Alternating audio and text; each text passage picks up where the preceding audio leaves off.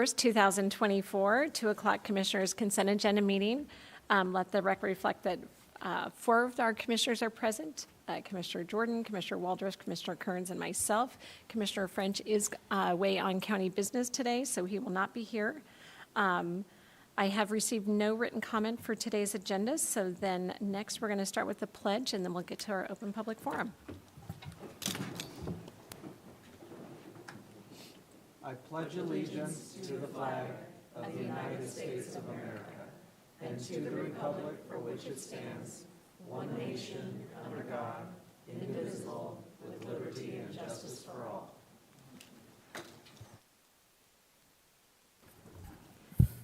Thank you.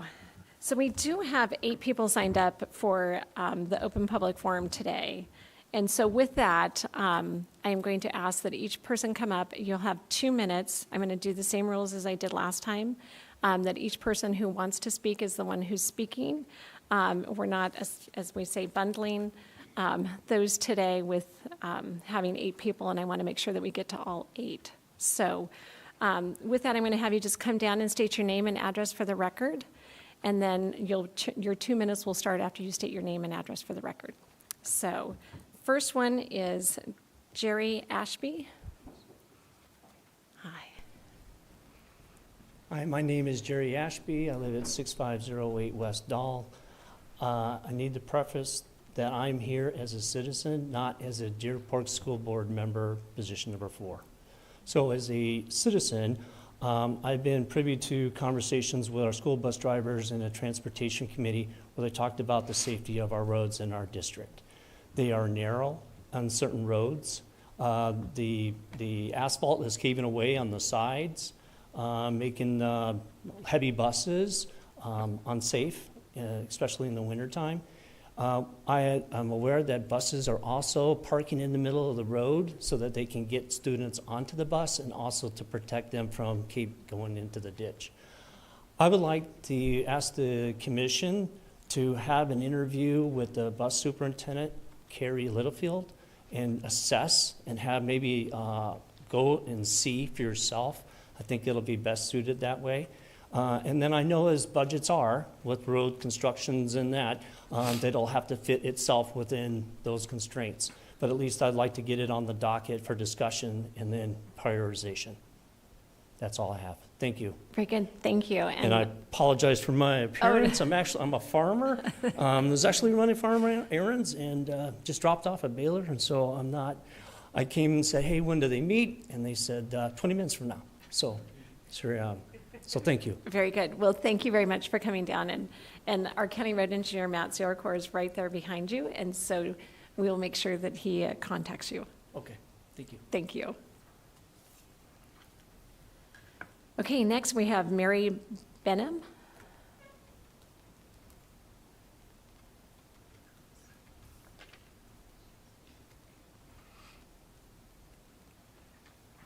Thank you. I will have to email my statement because I had a printer failure this afternoon, so thank you.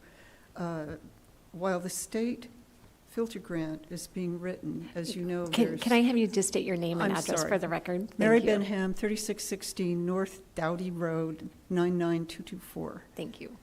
As you know, there's a state grant that's being written. While that's happening, there is a second opportunity that can be pursued simultaneously to increase the chances of receiving funds.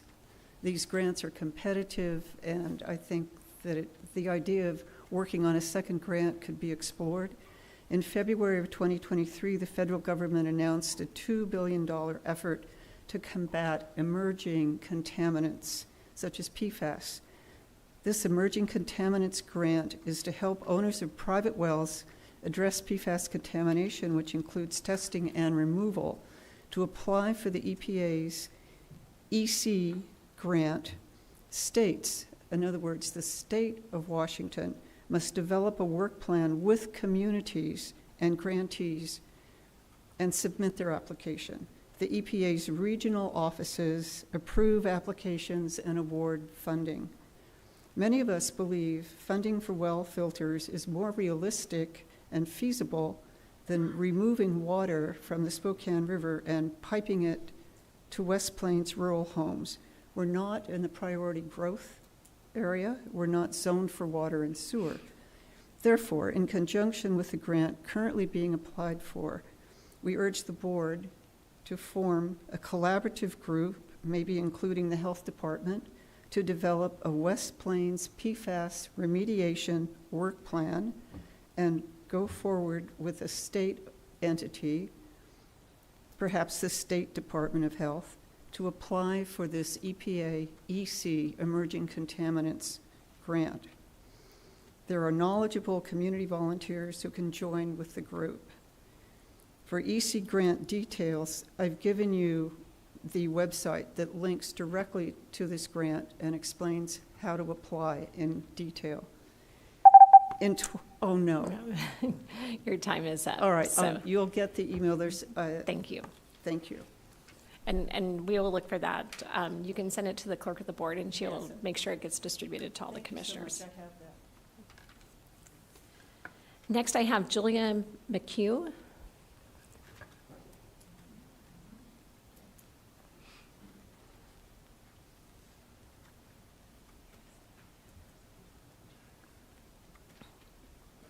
Good afternoon. This it will make my 5th time in front of this board for this very topic. Thank you. And can you state your I name? am Julia McHugh, 1514 North Grove Road, living on a fully contaminated sole source drinking water well. The premise: the West Plains is our collective future. We ask the entire board to put its shoulder into helping us because the sole source of drinking water for thousands of residents is threatened and or contaminated. Our health, safety, and welfare is at stake, as well as our property values. Critical West Plains services and facilities available to the greater Spokane region include thousands of civilian and military flights, millions of travelers, 2 Air National Guard stations supporting military readiness, the waste-to-energy plant accepts all the garbage from this region, numerous landfills, gravel pits directly impact our aquifer system. We also host 2 prisons, a state hospital, 2 casinos, and a racetrack. No commissioner lives on the West Plains or drinks from our wells. We ask the full board to unite with the cities of Airway Heights, Medical Lake, Cheney, 4 Lakes, and the city of Spokane, and all interested citizens to initiate short and long-term aquifer protections and education for all constituents through, but not limited to, these 2 efforts. 1, launch the spring 2025 Aquifer Protection Area ballot initiative to include the full West Plains aquifer system in a heightened effort to protect residents' health and adhere to state law, RCW 36.36. Prioritize the task of our County Water Resources Program to update the Critical Aquifer Recharge Area Ordinance, which was completed in 2018 prior to the revelation of our PFAS contamination, and at that point lacking the airport's 2017 test results, which were concealed from us. You've got 3 attachments to all this, and finally, please provide instructions to petition to change this meeting time to evening hours. Holding public meetings in the middle of a workday is not representative government. It is not. 2 minutes after hours of preparation, after 24 years of living on contaminated wells. Do you have any questions? Thank you. You have 3 tasks that I've asked you to do. Next, I have John Hancock.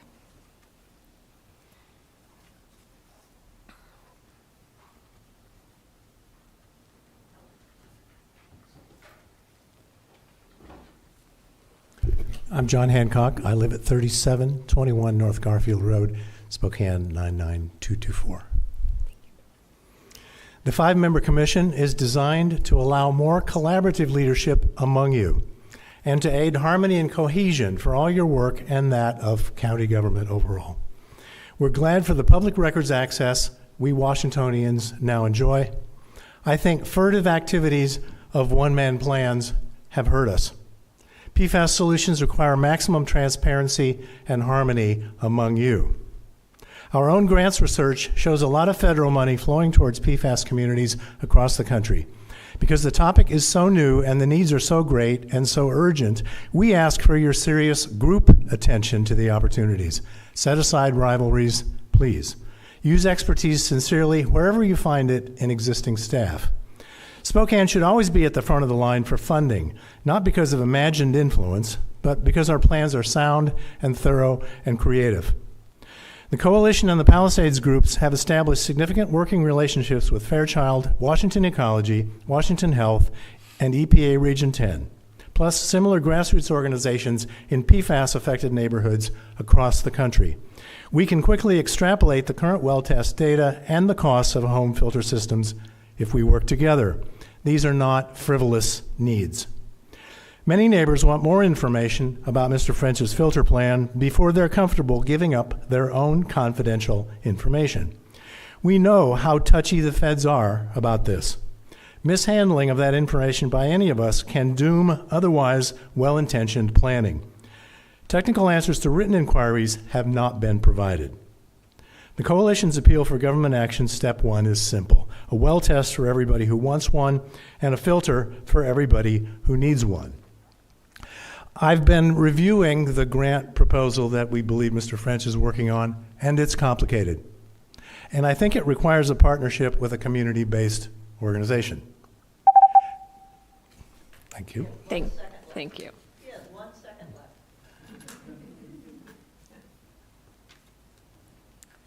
left. Next, I have Becky Dickerhoff.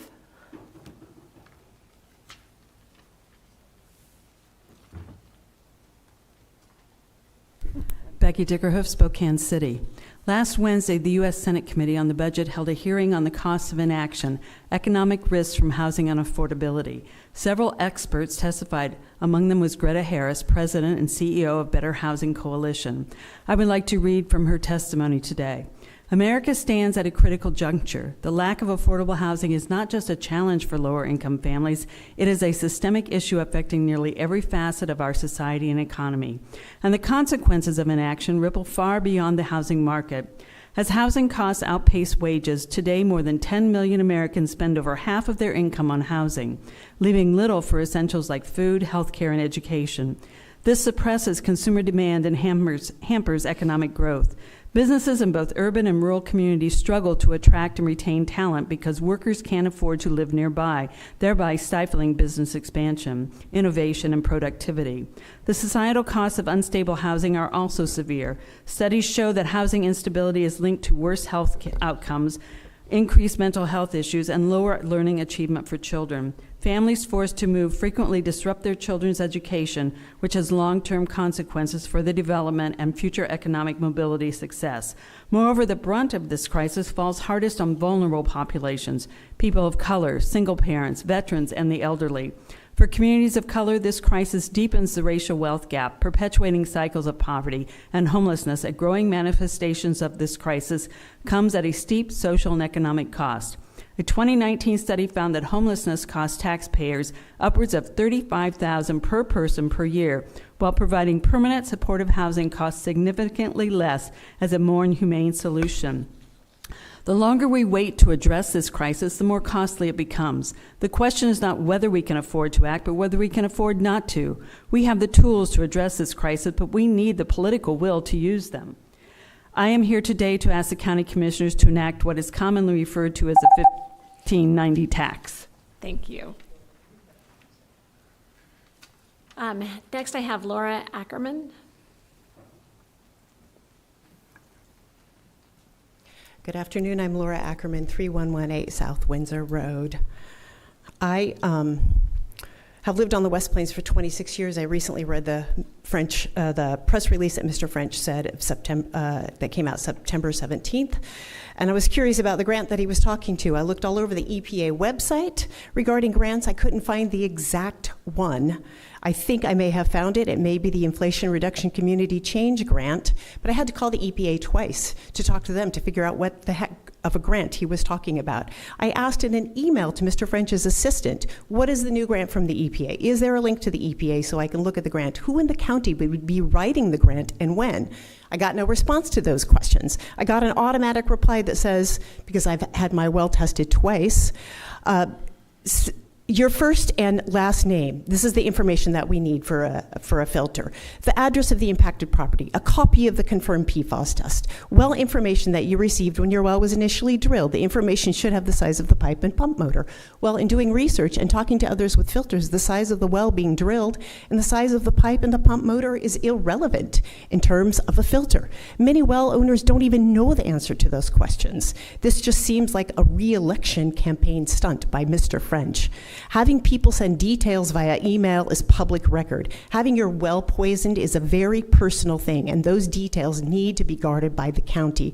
The public has the right to know about what grants the county is applying for, and citizens expect data to be treated in a sensitive manner. In addition, the PFAS issue should have a county-wide response that strengthens public trust, not degrades it by not providing details in any press release by anyone and not answering legitimate questions that your constituents have. And finally, commissioners, the 2 p.m. meeting time is too under the radar for citizens to attend. We need to go back to evening meetings and need to start at 6 p.m. Thank you. Thank you.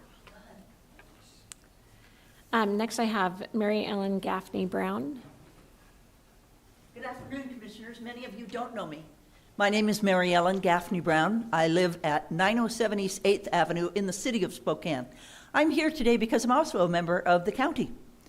The first thing that we do whenever there's a catastrophe anywhere in the world, anywhere, whether it's Gaza, whether it's in the Ukraine, whether it's in the flood zones that we're experiencing now with Hurricane Helene, what is the first thing we do as citizens and as members of the world human race? We send water. We send water. We make sure that families have water to drink, to cook in, to wash in, to bathe their babies. I'm here not on a specific issue. I'm here because I believe each one of you ran to represent your district. You also ran because you care about our county. You wanted to be a public servant, right? I'm right. Every one of you smiles and nods. Yeah, I didn't come here to be verbally abused. I didn't come here because I have another need for a notch on my resume. You came because you wanted to serve the people of this county. I don't live in the West Plains. I have friends that live in the West Plains, and my heart aches when we send them water. I get it when we send it to places that don't have the infrastructure that we have in Spokane County. I get it when we send it to places that are experiencing catastrophes. I don't get it that we have to do this right here in River City. We can do better. And I know that each one of you wants to do better. And I know that each one of you wants to be a collaborator and a problem solver. We're asking you to do that. Thank you. Thank you. Next, I have Mary Ann Murphy.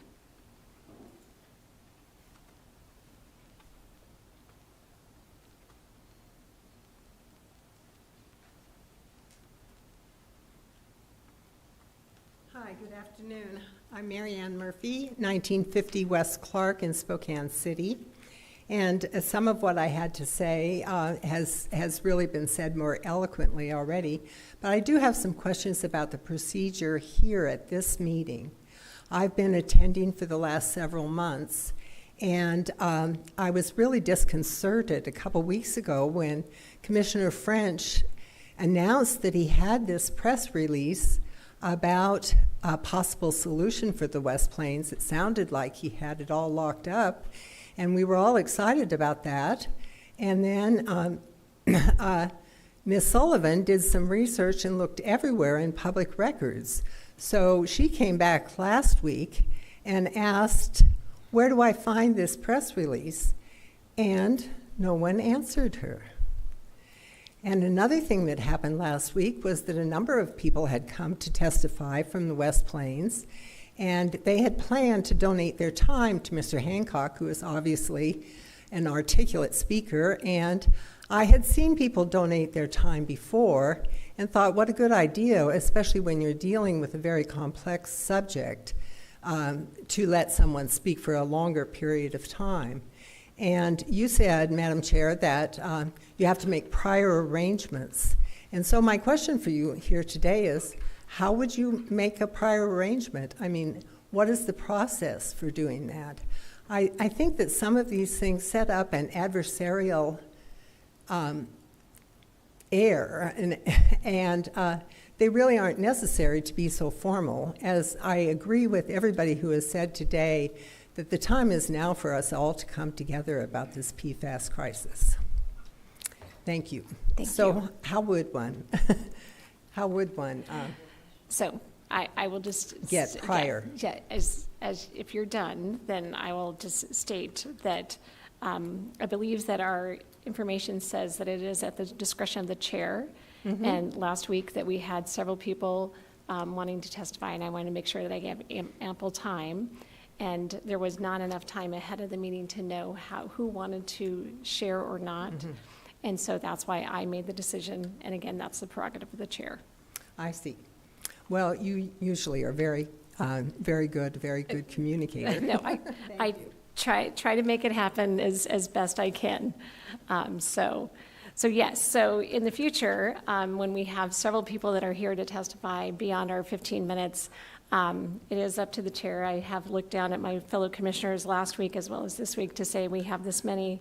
Is everyone okay? Knowing, yes, I could be making the decision on my own, but I would like it to be collaborative. And so this is something we can bring up under miscellaneous in the future as to what we want to do. But at this point in time, in the past, when people have wanted to collaborate on it, there has been fewer people. And so for me, it just was one of those this week and last week with having more people than our time would allow, trying to give those people those opportunities. So, May I ask a point of clarification? no. In the future, don't sign up so that everybody gets 3 minutes? Is that what you're saying? No, That's a simple yes or no. I don't believe I said it that way. If people want to, then is based on the number of people that are signed up is how we determine then how we're going to run the meeting for the open session. You've answered the question. Thank you. That closes our open public forum, and I will look to my fellow commissioners for the rest of the agenda. Madam Chair, I move that we approve items 3A through F. Second. Okay, I have a motion and a second for items 3A through F as presented on today's agenda. Is there any further discussion? Seeing none, all those in favor, please signify by saying aye. Aye. Aye. Motion passes unanimously. That will then take us to our fourth item, which is a public hearing to consider revising Spokane County Traffic Code Section 46.44.041, removing weight restrictions on Cheney Spokane Road Bridge over UP and BNSF Railroad and Marshall Creek, bridge number 2404, Little Spokane Drive Bridge over Little Spokane River, bridge number 3704, and Connor Road Bridge over California Creek, bridge number 4404 for the Spokane County Public Works Department. And we have Matt Zorkor, our county road engineer. Thank you, Commissioner Cooney. Yeah, we're excited today. This is one of those rare opportunities where we're doing something because our road system is getting better, and we're very happy about that. We're removing weight restrictions from 3 different bridges. The first one is Marshall Road Bridge, or Marshall Creek Bridge on Cheney Spokane Road. And this one I'll spend just a minute on. We did have some public comments regarding it and some concerns. And what happened here is we hired a consultant to evaluate the bridge to see if there was some economically viable solutions for structurally improving the bridge to remove the weight restrictions. During that evaluation, the consultant found that the bridge, the way it was currently, didn't need to be posted. They did a more in-depth analysis than would be typical of a bridge. So that's allowing us to remove the weight restrictions. We were happy to do that. There were concerns by community members that that's going to allow heavy truck traffic to go across. Directly to the west of it, there's a number of aggregate pits, concrete plants, asphalt plants that, in all likelihood, once we remove the restrictions, will be allowed to go across and use Cheney Spokane to head south into South Spokane County. We had a discussion regarding it. It's my position that the roadways are to transport goods and people. So anytime we can remove a weight restriction, especially on an arterial like Cheney Spokane, we look to do that. So that's the recommendation of our office, and happy to answer any questions on that one. Moving along to the next one, we're going to take these all together in one public hearing. This, next slide, thank you, is the Little Spokane Bridge, and this is bridge number 3704. And this bridge is the one being rebuilt this year. This is our capital bridge project for 2024. We anticipate hopefully having it open this year. It is a little behind schedule, but they're working to remedy that and get it open this year.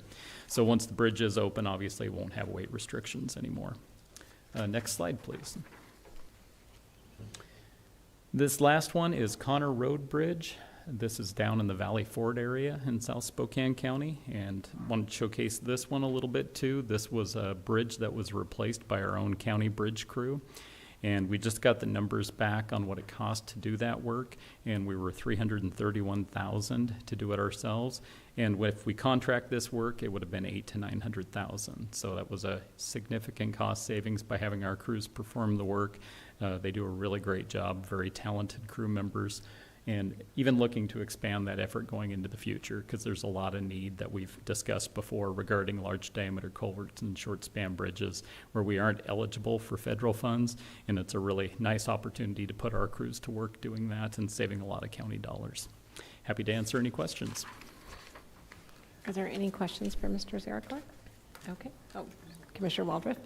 So on the first one, the Cheney Spokane, the original analysis by your staff was that it may not be able to take heavier loads, but then when you, just to clarify, when you went to a consultant to do a more deep analysis, it was shown that it can take those heavier loads, and that's why. So that's just some history, because I know we got some comments, like what happened? And so what are your thoughts on that with some of the other bridges that have restrictions on them?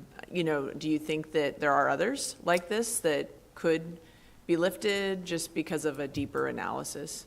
It is possible. The difference with this bridge, if you've ever seen it, it's an arch bridge, and it's a very unusual form of construction. It's not current. You see it on the Monroe Street bridges and other quite old bridges in the area.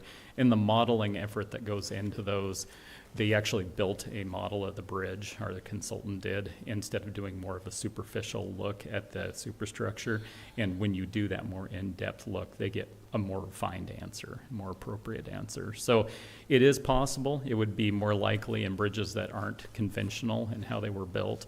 So it's not, we don't have a lot of those really old bridges like Marshall, but this was one case where we were able to do that. So is it a similar design to like